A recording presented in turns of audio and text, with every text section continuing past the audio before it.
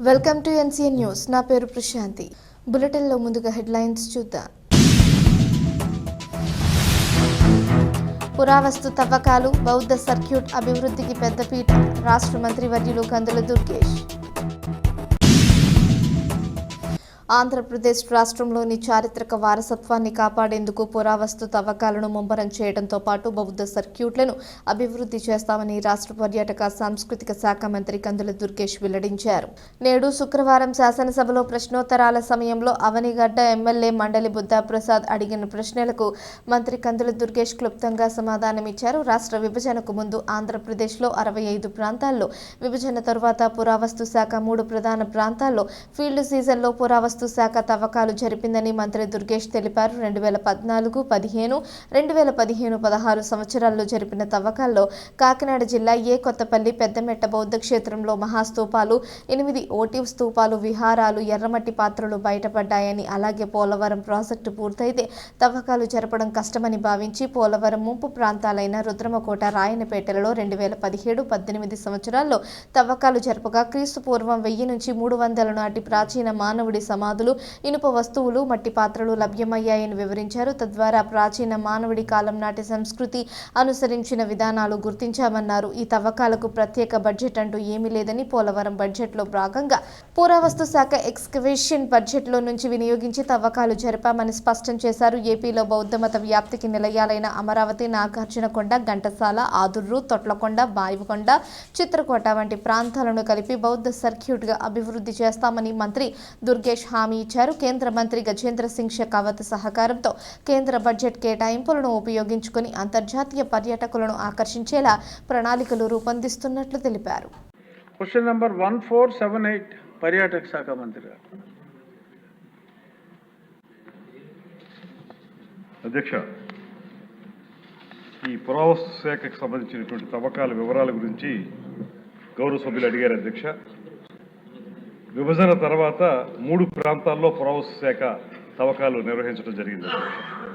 ఒకటి కాకినాడ జిల్లా కొత్తపల్లి బౌద్ధ క్షేత్రం, 2 రుద్రమకోట అంటే పోలవరం, ఏలూరు జిల్లాలోని పోలవరం ముంపు ప్రాంతాల్లో మెగాలిథిక్స్ శ్మశాన వాటికలు, 3 తూర్పుగోదావరి జిల్లా రాయనపేటలోని పోలవరం ముంపు ప్రాంతంలో మెగాలిథిక్ శ్మశాన వాటికలు.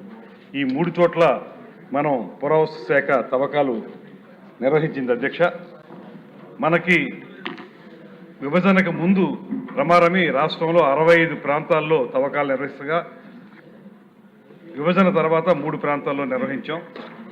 నేను ఇందాక చెప్పిన విధంగా కాకినాడ జిల్లా కొత్తపల్లి దగ్గర 2015-16 ఫీల్డ్ సీజన్ అంటారు అధ్యక్ష తవ్వకాలకు సంబంధించి. ఆ ఫీల్డ్ సీజన్లో కాకినాడ జిల్లా అన్నవరం సమీపంలోని పెద్దమెట్ట అనేటువంటి ప్రాంతంలో తవ్వకాలు నిర్వహించడం జరిగింది. అధ్యక్ష, ఈ తవ్వకాల్లో అది బుద్ధిస్ట్ సైట్ కనుక అక్కడ మనకి మహాస్తూపాలు, అదేవిధంగా 8 ఓటివ్ స్తూపాలు. ఓటివ్ స్తూపాలు అంటే చిన్న చిన్న స్తూపాలు, విహారాలు అంటే నివాస ప్రాంతాలు, ఇవి మనకి వెలికి తీయబడ్డాయి. అధ్యక్ష, ఈ ప్రాంతాల్లో మనకి అప్పుడు వాడినటువంటి ఎర్రమట్టి పాత్రలు కానీ ఇతరత్ర వాళ్ళు ఏదైతే వాడారో ఆ కల్చర్ తెలిసే విధంగా ఆ తవ్వకాల్లో మనకు బయటపడింది. అధ్యక్ష, రెండోది మెగాలిథిక్ బరియల్స్ అంటే ప్రాచీన మానవుల్ని సమాధి చేసినటువంటి ప్రాంతాలు ఏవైతే ఉన్నాయో వాటికి సంబంధించి మనం చేసినటువంటి తవ్వకాలు.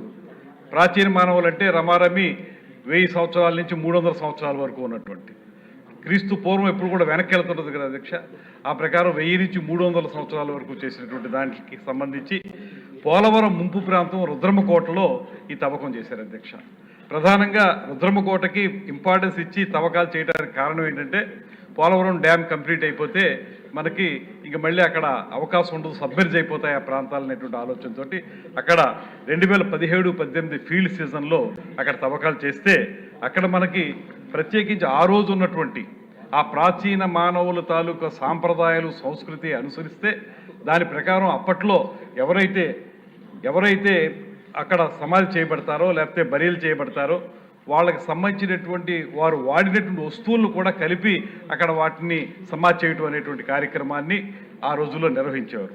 దాని ప్రకారం అక్కడ మనకి పోలవరం ముంపు ప్రాంతం రుద్రమకోట దగ్గర మనకి గ్రానైట్ రాళ్లతో నిర్మించినటువంటి వస్తువులు, అదేవిధంగా పలు రకాల మట్టి పాత్రలు, ఇనప వస్తువులు, కంచు ముక్కలు ఇలాంటివన్నీ కూడా అక్కడ మనకు లభించటం ద్వారా ప్రాచీన మానవులు తాలూకా సంవత్సరాల్లో వారు జీవించిన కాలంలో ఏ రకమైన సంస్కృతి ఉంది, ఏ రకమైనటువంటి విధానాలు వారు అవలంబించారనేటువంటి అంశాలు మనకు తెలిసే అవకాశం ఉంది కాబట్టి అవి కూడా తెలిసినాయి అధ్యక్ష.